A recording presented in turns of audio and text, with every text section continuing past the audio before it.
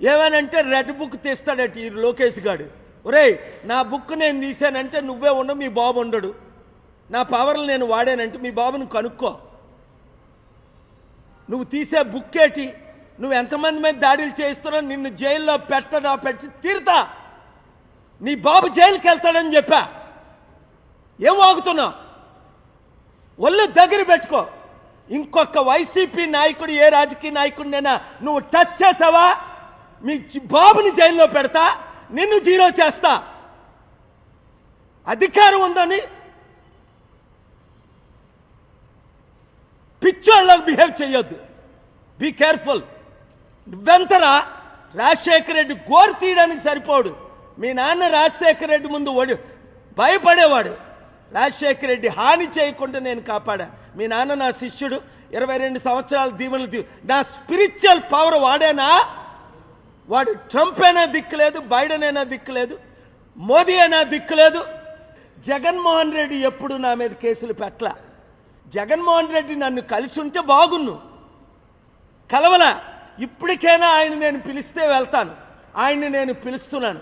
ఎందుకంటే అపోజిషన్ లేకుండా జీరో చేసి బీజేపీ చంద్రబాబుని, పవన్ కళ్యాణ్ని తొత్తులుగా వాడుకుంటే సహించేది లేదు.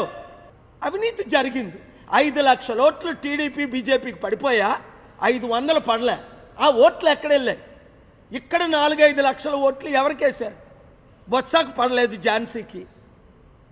క్లియర్గా 3 లక్షలు రావాల్సిన వాడికి 9-10 లక్షలకు వచ్చాయి. మోదీయే 1,500,000తో ఓడిపోతే కళ్ళకు కనబడుతున్నాయి, చెవులకి. పోనీ గెలిచాడు రా, ఒక 50,000 లక్ష అంటే బాగుంది. 3 లక్షలతో 4 లక్షలు వచ్చాయంటే ఆ బాలకృష్ణ ముఖం చూసేశారా? చంద్రబాబు నాయుడు ముఖం చూసేశారా? భరత్ ముఖం చూసేశారా? 5 లక్షల క్రైస్తవ ఓట్లు, బీసీల ఓట్లు. క్రైస్తవులే 5 లక్షల ముస్లిమ్స్. 20 లక్షల ఓట్లు ఉన్నాయి వైజాగ్లో.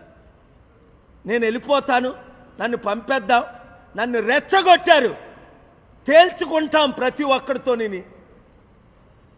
ఈ రాష్ట్రం, ఈ దేశాన్ని రక్షించేదాకా నేను పోరాడతా. చిత్తశుద్ధున్న నాయకులందరూ నాతో కలవండి. అంబేద్కర్ ఆశయాలు నెరవేర్దాం.